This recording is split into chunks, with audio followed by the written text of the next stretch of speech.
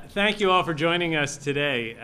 When President Obama took office in January 2009, it was clear that we needed to do two things. First, we needed to stop the free fall of the economy and get it moving in the right direction again. As we remember all too well, when the President and Vice President were inaugurated, the economy was in the middle of the worst recession in a generation. Millions of hardworking men and women were losing their jobs. Home values and retirement accounts were virtually wiped out. We could not know where the bottom lay, and we had to do everything we could to make sure that we did not find out. Second, we needed to change how Washington does business. It was clear that we needed a government with more transparency and accountability if we wanted to be able to prevent the lapses that led to the financial crisis, and if we want a government that will help prepare the nation to compete in the world economy. To pull the economy back from the brink of a second Great Depression, the President signed into law the Recovery Act, a historic piece of legislation that we now know prevented the economy from sliding into a significant depression. What many do not know is how the Recovery Act was a model for government to be more transparent and accountable, and proof that we can do big things without big waste and abuse. This was due in large part to the tireless leadership of the Vice President. Because of his hard work and determination, and the on-the-ground leadership of Earl Devaney, the head of the Recovery and Accountability and Transparency Board, who is here today, the Recovery Act was implemented swiftly, effectively, and with remarkably low levels of waste, fraud, and abuse. OMB worked closely with the Vice President on this, and the work that he did on the Recovery Act was both a model and inspiration for what we can accomplish. Indeed, since the beginning of the administration, Jeff Zients and our team have been finding ways to cut waste, modernize government operations, and produce efficiencies wherever we can. They've done it by reducing the number of no-bid contracts, cutting outdated or wasteful programs, and getting rid of unused real estate. We've reformed the hiring process to get the best people into government service and use transparency to hold government agencies accountable for everything from IT spending to improper payments. Today, the President asks the Vice President to lead a stepped-up effort, a campaign to cut waste that will focus on spending and operations throughout the government and build on the efforts already underway. And I can think of no other person better to lead this initiative. With his deep knowledge of Washington and his even deeper connection to America's middle-class families, he will be the guardian that the taxpayers need. Ladies and gentlemen, it is my honor to introduce the Vice President of the United States, Joe Biden. Thanks, Jack.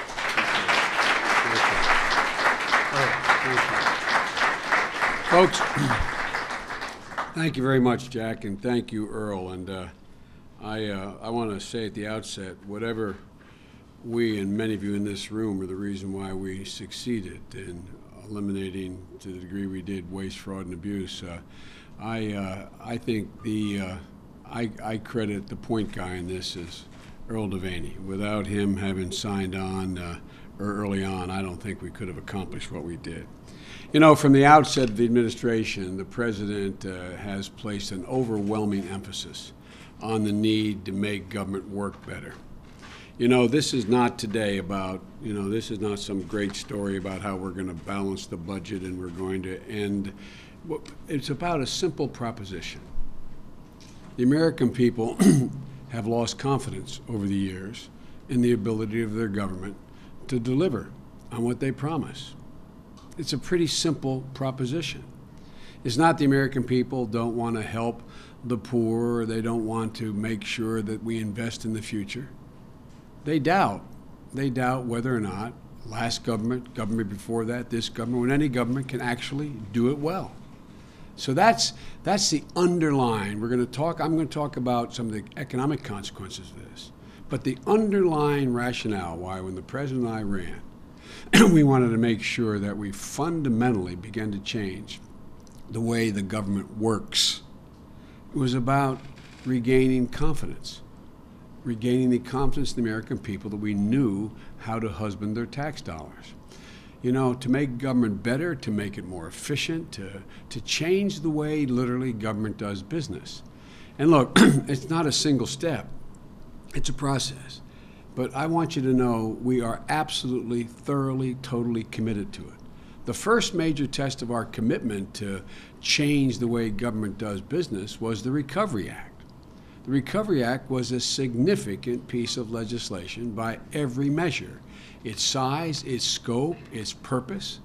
And at the outset, we decided not only were we going to do it well, God willing, it would be the first major example of what the President and I literally talked about during the campaign. I mean, in casual conversation about the lack of transparency in government, the lack of accountability. This was going to be the first major test of whether or not we can implement what we wanted to do when we ran for office in the first place. Make it more accountable, literally have good government.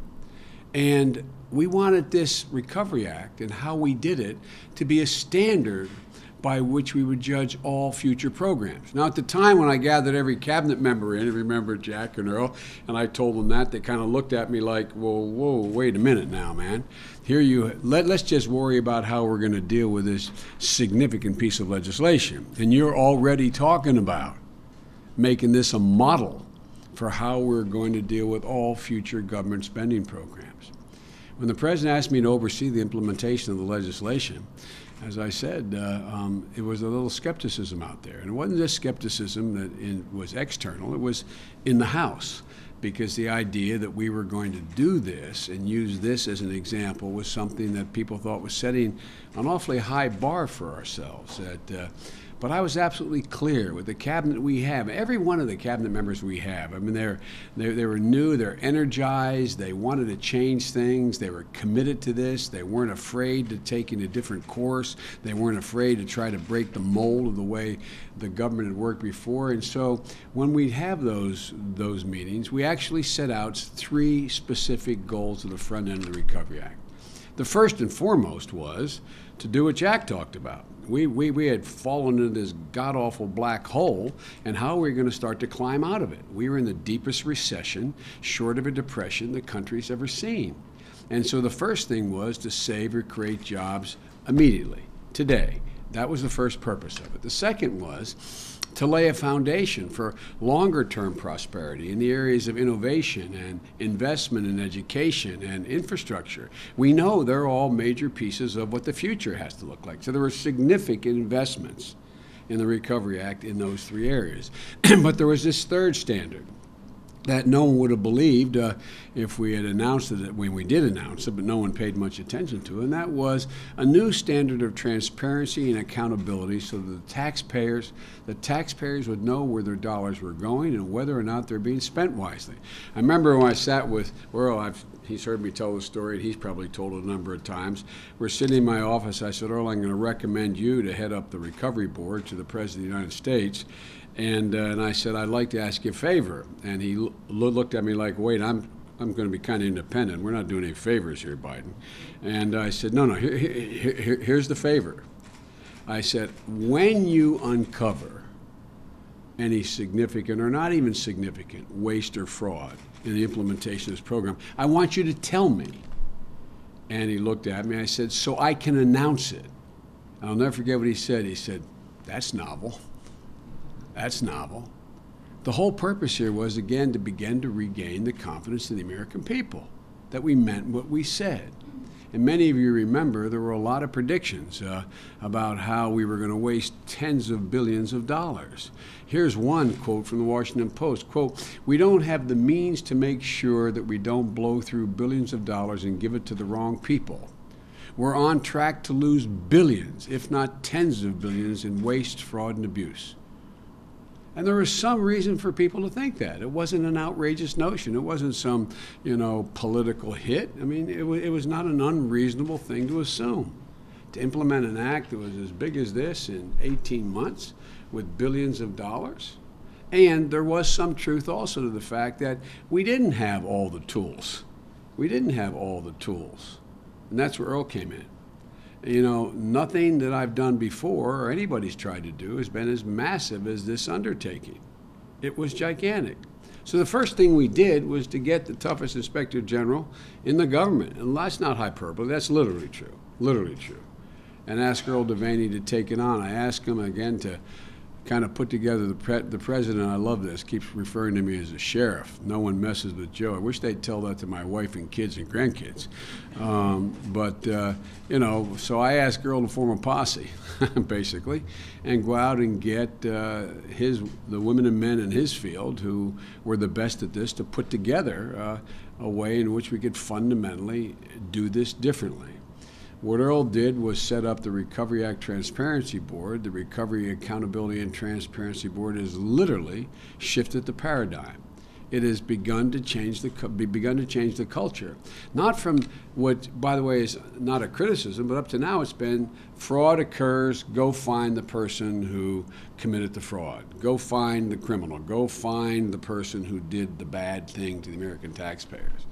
Well, Earl and Jack and others had the notion that what we should do is we should be setting up mechanisms by which we would deter, not just detect, deter the fraud from ever occurring in the first place.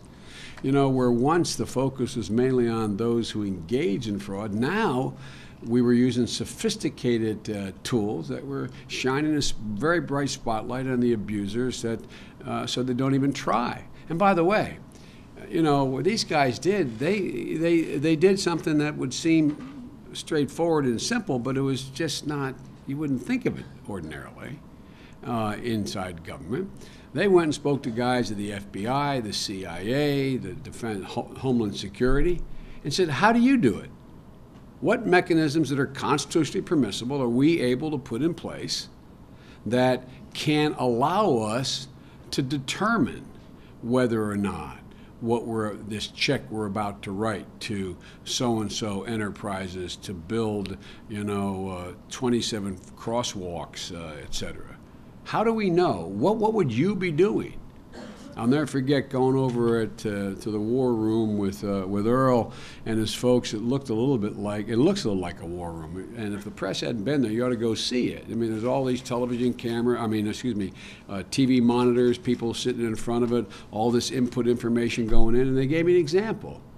There was one guy who ended up having it turns out I think it was 4 or 5 corporations that he had set up and advertising he had this great business enterprise going, and there were 4 different ones or 5 different ones. It turns out they were able to literally pinpoint using Google, showing on a map, this guy lived on a key in Florida with his boat parked outside, and all 5 companies or 4 companies, all the money was going to that guy there, which raised a few alarms.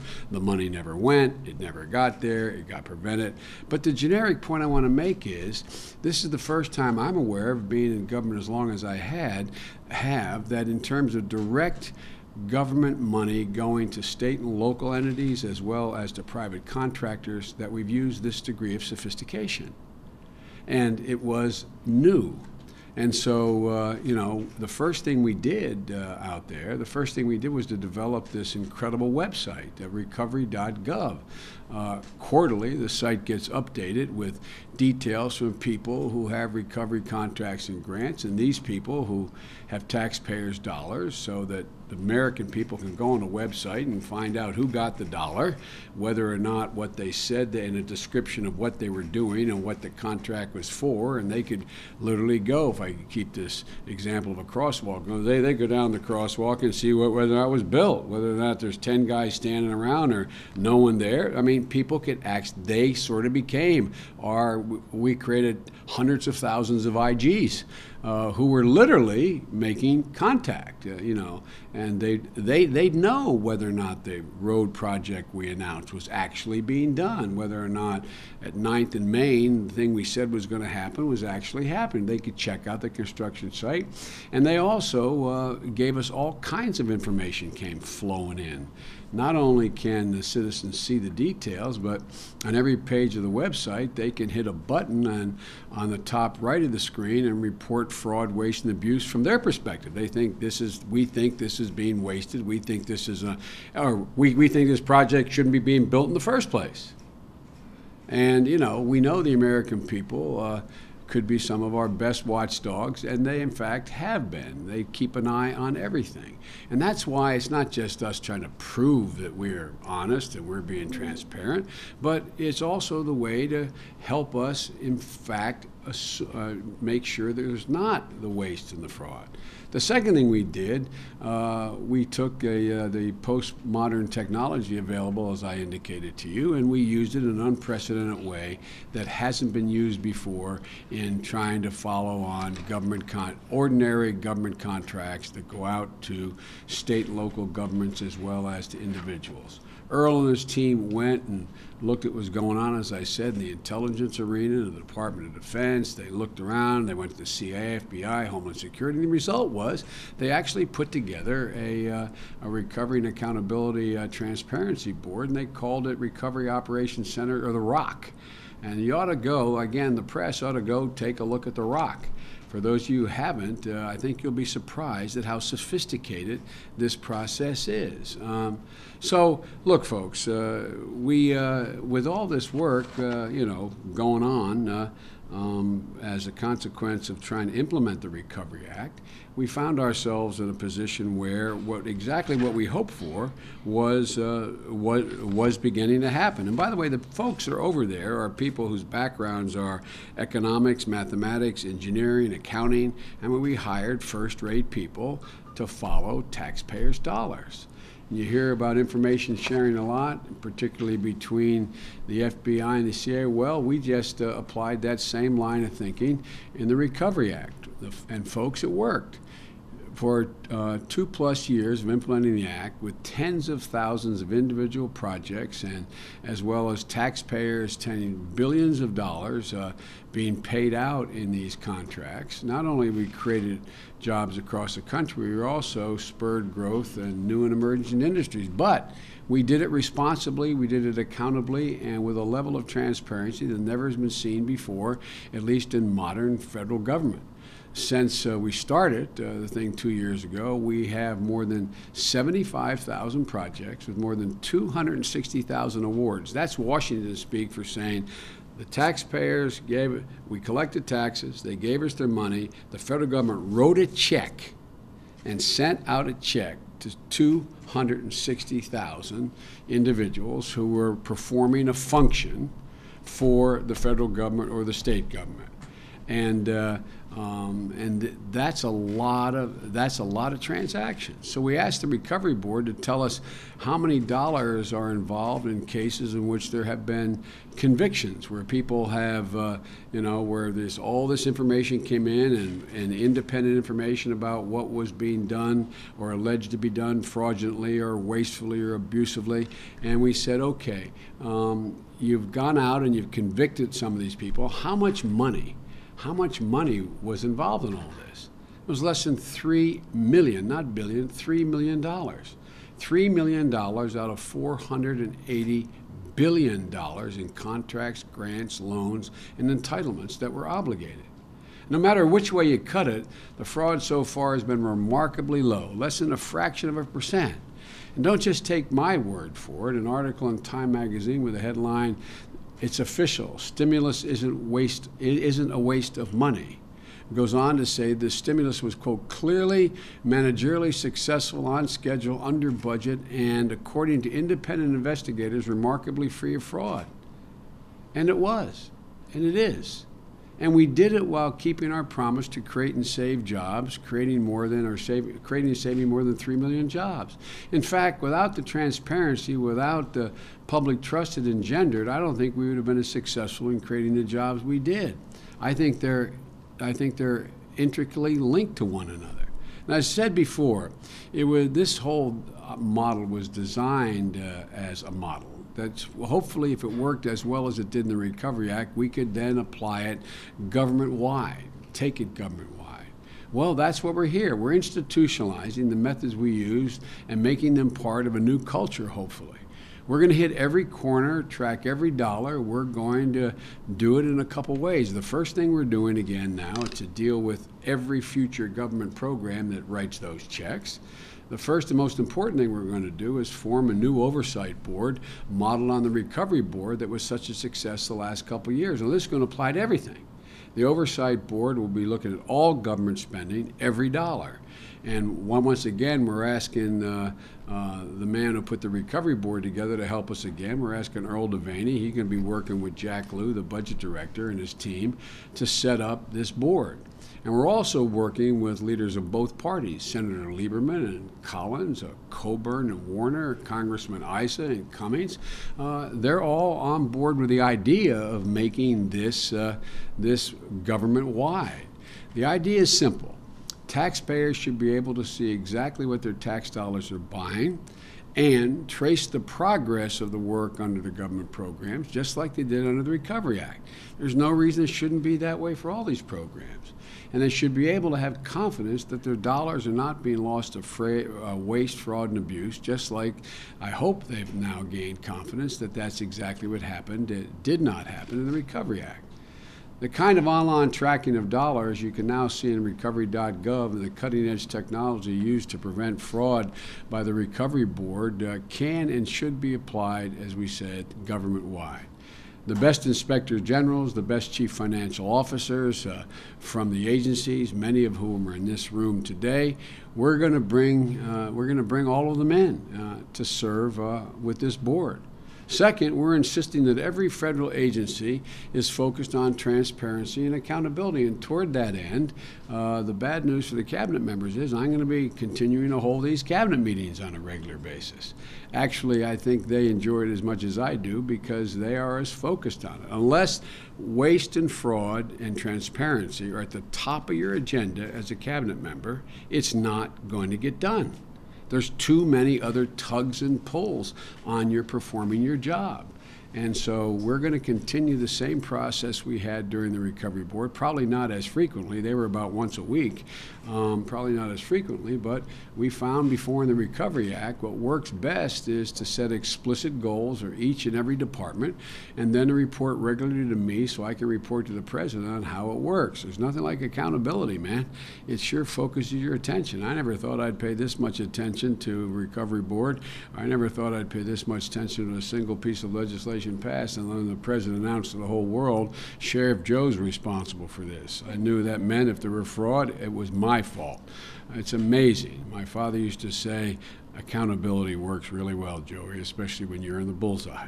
Well, let me tell you, we're all in the bullseye. It worked before, and I think it's going to work here, all with an eye toward creating the most transparent, official federal government in our lifetimes. All in all, we've already made progress. We're already seeing results even before this had been put in place government-wide. In each of the first 2 years in office, we've identified approximately 120 areas to streamline or to cut, saving $20 billion thus far. We've changed the way the federal contracting works, as Jack referenced. There's a great deal of waste and redundancy in federal contracting. 1 in every 6 federal dollars spent, hundreds of billions, 1 in 6, hundreds of billions of dollars is for contracts the federal government signs with a private entity. There's significant waste, particularly in no-bid contracts, and that's why OMB has been so focused on it. We successfully cut contracting costs for the first time in 13 years last year, saving $15 billion over the period, and we cut those no-bid contracts by nearly $5 billion. We've also cracked down on improper payments, which is when the government sends a check to the wrong person, the wrong amount, or for the wrong reason. It's outrageous waste, and after years of neglect, we're beginning to focus on it because, as old Willie Sutton said, that's where the money is. There's a lot of money there. Just last year, we avoided nearly $4 billion in improper payments and recovered more than $600 million of those that were improperly paid, and we got them back. Everyone knows we waste billions of dollars on federal property, federal buildings we don't need, half-empty buildings, multi-million-dollar properties that have sat vacant for literally years. There's a 1 million square foot warehouse in Brooklyn.